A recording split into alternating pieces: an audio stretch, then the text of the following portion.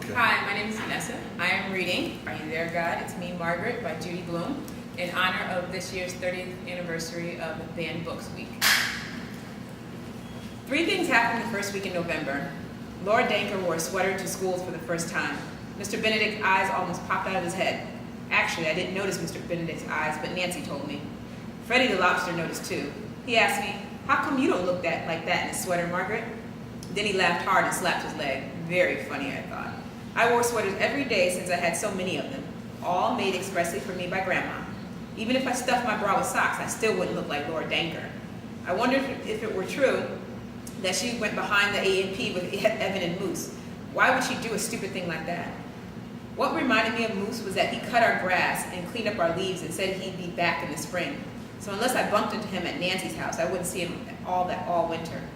Not that he even knew I existed. I had to hide from him ever since that we must incident. But I watched him secretly from my bedroom window.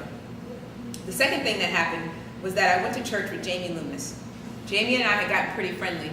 We were especially friendly in gym because Ruth, the girl who was second in line, was absent a lot. So Jamie and I got to talk, and once I came out and asked her if she went to church. "When I have to," she said. So I asked her if I could go with her sometime just to see what it was like, and she said, "Sure, how about Sunday?" So I went. The funniest thing, it was just like a temple. Of course, it was all in English, but we read from a prayer book that didn't make sense, and the minister gave a sermon I couldn't follow, and I counted 8 black hats, 4 red ones, 6 blue, and 2 fur. At the end of the service, everyone sang a hymn. Then we stood on the line to shake hands with the minister. By then, I was a pro at it. Janie introduced me. "This is my friend Margaret Simon. She has no religion." I almost fainted. What did Janie have to go and say that for? The minister looked at me like I was a freak. Then he smiled and with an aha, maybe I'll win her look. "Welcome to the First Presbyterian Church, Margaret. I hope you'll come back again." "Thank you," I said. "Are you there, God? It's me, Margaret. I've been to church. I didn't feel anything special in there, God, even though I wanted to. I'm sure it has nothing to do with you.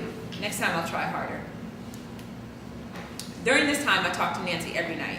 My father wanted to know why we had to phone each other so often when we were to school together all day. "What can you possibly have to discuss after only 3 hours?" he asked. I didn't even try to explain.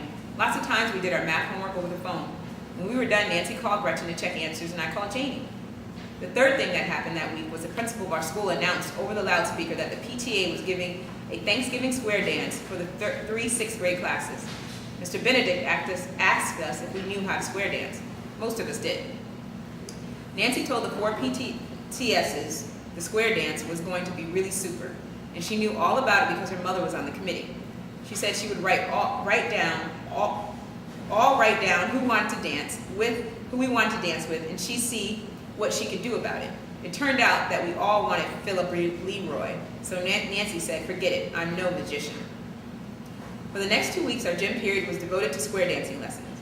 Mr. Benedict said if we were being given this party, the least we could do is to show up. Our appreciation was to learn to do the basic steps.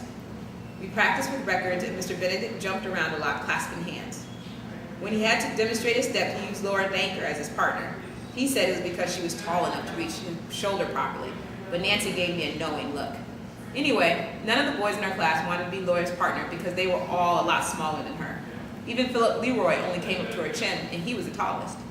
The problem with square dance lessons was that most of the boys were a lot more interested in stepping on our feet than they were in learning how to dance. And a few of them were so good at it that they could step on us in time to the music. Mostly I concentrated on not getting my feet squashed.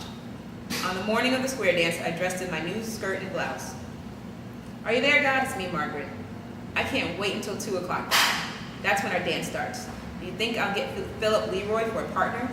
It's not so much that I like him as a person, God, but as a boy, he's very handsome.